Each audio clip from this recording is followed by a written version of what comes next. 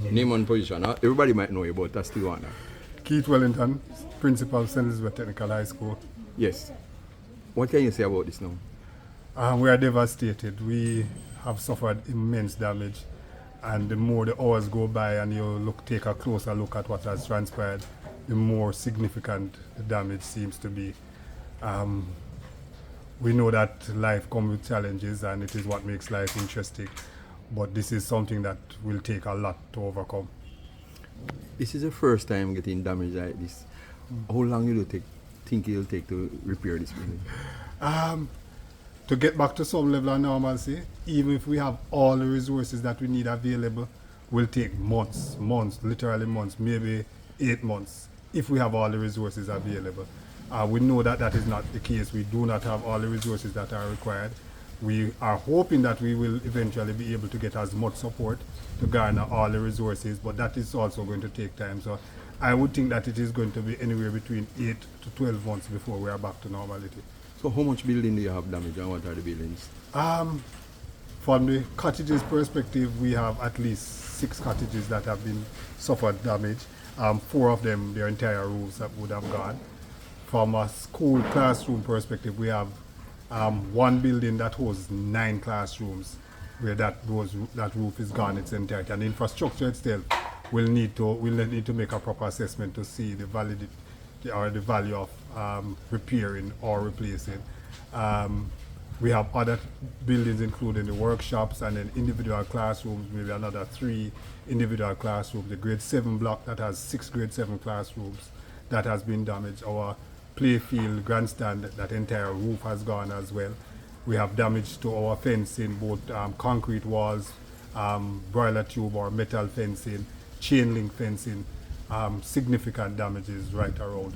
And obviously with the roofs being removed, we would also have suffered water damage, and that water damage would also means that we have electrical damage. So it's really, really significant damage that we have suffered. So have you ever think of the estimate? Well, as I said, as each hour goes by and you look more closely at where the damages are, you see more and more. So initially, when I had a first look, I thought that this would be probably easily over $100 million to $150 million. But as we take a closer look, you look at furniture that has been damaged and so on, you're really looking at much more than that. But I'm going to leave the estimation right now to the experts. Okay, thank you. So how will this affect school? What do you think in case school should start shortly? What will you do? Well, we are not going to be able to resume face-to-face classes for the next few weeks at least. And when we do resume classes, we actually have 1,700 students. We are not going to be able to accommodate 1,700 students at any one time for months. So we'll have to look at a plan where we get students to come in, do some work, and go home, work on their own, come back. And obviously are you working a shift? And working, well, not shift. We're not going to do the shift. It's too expensive to get students here for only 4 or 5 hours. So we're not going to do a shift, but maybe days. So we'll try and get students. We actually went through this with COVID, where we had students coming in maybe 3 days per week or 4 or 5 days over a 2 weeks period. So we'll look at that. We'll revisit what we did in COVID. And obviously we have to prioritize the students who are at the exit level. And that's grade 11 and 6 FAB students. So we'll find a way to make sure that they are able to manage whatever we do. And we are happy that we have students who can be self-motivated, who can be self-driven, and therefore they will have to do a lot of work on their own. Thank you. All right, thanks. Some are coming, some are going. Hey, look here. Beams that metal beams. What you say? Those are metal beams. Which left from this building. That leave from the back of this building and land on the top of that. Yeah. Right? The middle post that we have on the playfield. Yeah. Made of 6-inch hollow section, buried 8 feet deep.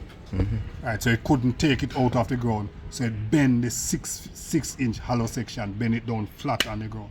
6-inch hollow section. Yeah. Man. So sports and everything they're on pause right now. Everything is on pause. But you know what, we're going to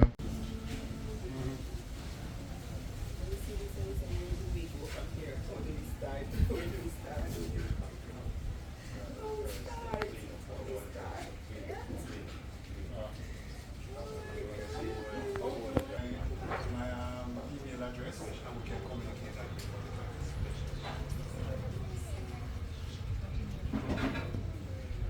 Be careful of the nails.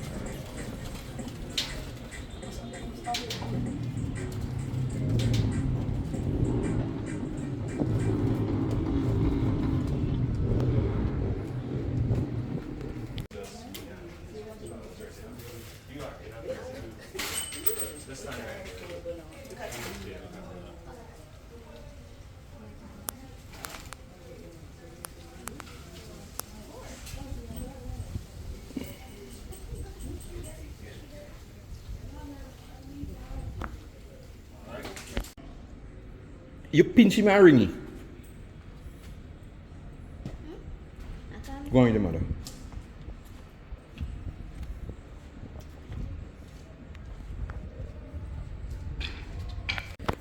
They enjoy.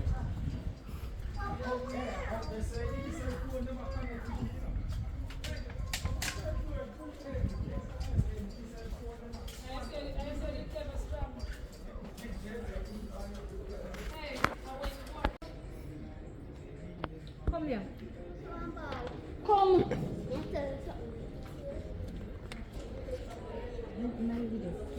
You are going there?